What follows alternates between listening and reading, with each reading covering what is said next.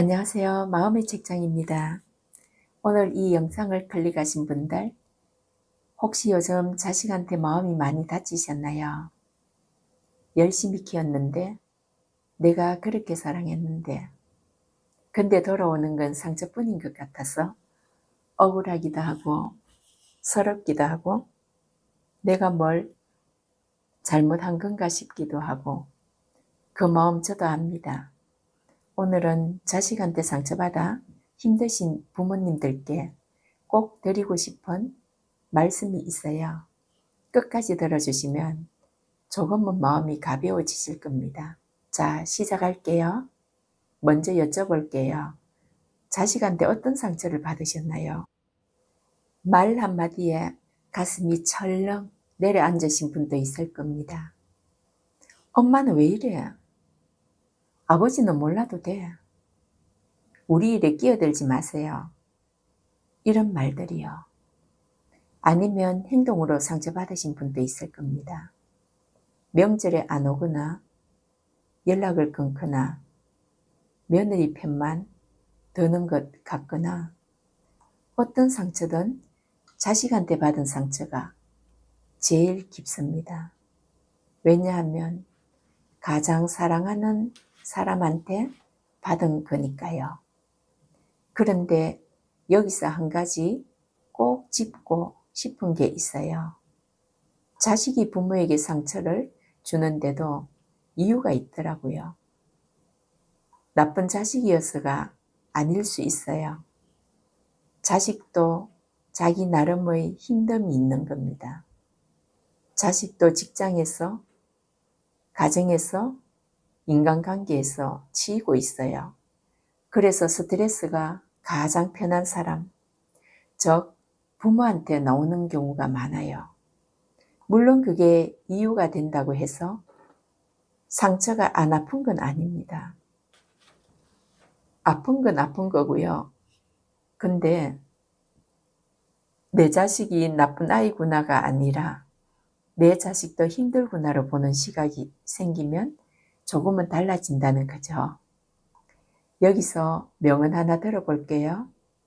이해한다는 것은 용서하는 것이다. 스타일 부인, 프랑스의 작가 스타일 부인의 말입니다. 이해가 먼저입니다. 이해가 되면 용서가 따라와요. 용서가 되면 내 마음이 편해져요. 결국 이건 자식을 위한 게 아니라 나를 위한 겁니다. 자식한테 상처받으면 부모님들이 주로 어떻게 하시나요? 속으로 삭히시는 분들이 많아요. 내가 참아야지 자식인데. 밥 먹다가도 생각나고 잠들려고 누우면 그 말이 또 생각나고 혼자 꾹꾹 눌러 담으시는 겁니다. 반대로 자꾸 그 이야기를 꺼내시는 분들도 있어요. 남편한테, 친구한테, 형제한테. 우리 아이가 나한테 이런 말을 해서 말하면서 위로받고 싶으신 거잖아요. 그 마음 이해합니다. 또 자식한테 서운함을 직접 표현하시는 분들도 있어요. 너가 어떻게 나한테 그런 말을 할 수 있어? 근데 이게 오히려 자식과의 갈등을 더 키우는 경우가 많거든요. 이 중에 어느 것도 나쁜 게 아닙니다. 다 상처받은 마음이 표현되는 방식이니까요. 근데 한 가지만 말씀드릴게요. 그 상처를 자꾸 들여다보고 있으면 상처가 더 커집니다. 손에 가시가 박혔을 때 자꾸 건드리면 어떻게 되죠? 더 깊이 박히고 더 아파요. 상처도 마찬가지입니다. 자꾸 꺼내서 들여다보면 그 상처가 내 마음속에서 점점 더 커지는 겁니다. 법정선님 말씀 하나 들어볼게요. 버려야 할 것은 무엇인가?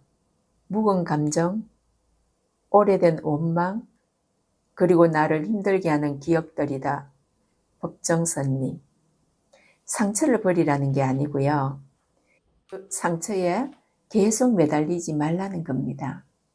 상처는 인정하되 거기서 벗어나는 것, 그게 내 마음을 지키는 방법이거든요. 그렇다면 실질적으로 어떻게 하면 이 상처가 치유될까요? 오늘 3가지를 말씀드릴게요. 첫 번째, 내 감정을 먼저 인정하세요. 아프다, 억울하다, 서럽다, 이 감정들을 부정하지 마세요. 자식인데 내가 이러면 안 되지 라고 감정을 누르지 마세요. 아픈 건 아픈 거고요. 그걸 먼저 인정해야 치유가 시작돼요. 일기를 써보시는 것도 좋아요. 아무도 안 보는 노트에 오늘 자식한테 이런 말을 들었고 나는 이래서 아팠다고 써보세요. 말로 하기 어려운 감정이 글로 쓰면 정리가 되거든요. 두 번째, 나를 위한 시간을 만드세요. 상처받으면 모든 생각이 그 상처로 모여요. 그 생각의 흐름을 끊어줄 무언가가 필요하거든요. 좋아하는 책 한 페이지를 읽으시고 좋아하는 음악을 들으시고 산책을 하시고 맛있는 걸 드시고요. 아주 작은 것이어도 괜찮아요. 내가 즐거운 것을 하는 그 시간이 상처를 아물게 하는, 즉 치유하는 시간이거든요. 세 번째, 기대를 조금 내려놓으세요. 이게 제일 어렵지만 제일 중요한 말씀입니다. 자식한테 상처받는 이유 중 하나가 기대 때문이라고 생각해요. 내 자식이니까 당연히 이렇게 해줄 거야 라는 기대. 근데 자식도 사람이거든요. 내 기대를 다 채워줄 수 없습니다. 기대를 낮추는 게 자식을 포기하는 게 아닙니다. 있는 그대로의 자식을 받아들이는 거고요. 그게 오히려 관계를 더 편하게 만들거든요. 책은담에 이런 말이 있어요. 남을 탓하는 마음으로 자신을 탓하고 자신을 용서하는 마음으로 남을 용서하라. 책은담. 자식을 탓하기 전에 혹시 내가 자식에게 너무 많은 걸 기대한 건 아닌지 한번 돌아보는 것, 그리고 나를 용서하듯이 자식도 용서하는 것, 이게 관계 회복의 시작입니다. 근데 있잖아요. 이렇게 말씀드려도 그냥 너무 힘드실 때가 있잖아요. 이해하려고 해도 내려놓으려고 해도 그냥 눈물이 나는 날이 있잖아요. 그럴 때는 그냥 우세요. 억지로 참지 마시고요. 눈물이 나오는 건 그만큼 사랑했다는 겁니다. 자식을 그만큼 소중히 여겼다는 거고요. 부끄러운 게 절대 아닙니다. 그리고 이 말씀을 드리고 싶어요. 지금 힘드신 게 나쁜 부모라서가 아니라고요.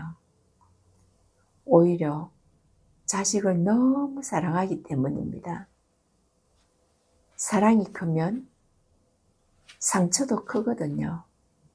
그게 부모입니다. 헬렌 켈러가 이런 말을 했어요. 고통이 없으면 성장도 없다. 헬렌 켈러. 지금 이 아픔이 결코 헛된 게 아닙니다. 이 아픔을 통해 나는 더 깊어지고 더 단단해지고 있어요. 자식과의 관계도 결국 이 아픔을 통해서 더 성숙해질 수 있습니다.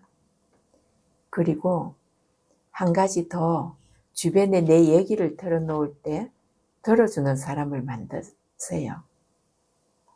혼자 사귀지 마세요. 친한 친구도 좋고 같은 처지의 분들이 모이는 모임도 좋아요. 나만 이런 게 아니구나를 느끼는 것만으로도 마음이 훨씬 가벼워집니다. 자, 제가 오늘 드리고 싶은 가장 중요한 말씀입니다. 자식에게 상처받은 부모님들, 이 말만 기억하세요. 준비되셨나요? 당신은 충분히 좋은 부모였습니다. 완벽한 부모는 없어요. 실수도 하고 부족한 점도 있었겠죠. 근데 최선을 다해서 자식을 키웠잖아요. 그것만으로도 충분합니다. 자식이 상처를 주었다고 해서 내가 나쁜 부모라는 건 아닙니다. 자식이 나를 힘들게 한다고 해서 내 인생이 실패한 것도 아닙니다. 나는 충분히 좋은 부모였어요. 그리고 지금도 충분히 좋은 사람이고요. 레프 톨스토이가 이런 말을 했어요. 모든 사람은 자기 자신을 사랑할 권리가 있다. 레프 톨스토이. 맞습니다. 자식을 사랑하는 만큼 나 자신도 사랑해야 합니다. 자식한테 받은 상처 때문에 나를 탓하고 나를 미워하고 내 인생을 낭비하지 마세요. 나는 사랑받아야 할 사람입니다. 나 자신한테도 그 사랑을 주세요. 좋아하는 책 읽으시고요. 맛있는 거 드시고요. 보고 싶은 사람 만나시고요. 가고 싶은 곳 있으면 다녀오세요. 내가 나를 아껴주는 것, 그게 지금 제일 중요한 일입니다. 오늘 이 영상을 끝까지 봐주신 여러분 정말 감사합니다. 자식한테 받은 상처 혼자 안고 계셨던 분들, 오늘 이 영상이 조금이나마 위로가 되었으면 좋겠습니다. 오늘 제가 드린 말씀 딱 하나만 기억해 주세요. 당신은 충분히 좋은 부모였습니다. 그리고 앞으로도 충분히 좋은 사람으로 살아가실 겁니다. 자식이 언젠가 알아줄 날이 올 겁니다. 아직 그 날이 오지 않았을 뿐입니다. 그때까지 건강하게, 행복하게 나를 위해 사세요. 저는 계속 이렇게 마음의 위로가 되는 말씀들을 가지고 찾아올게요. 다음 영상에서 또 뵙겠습니다. 구독과 좋아요는 이 채널을 계속 이어갈 수 있는 큰 힘이 됩니다. 감사합니다.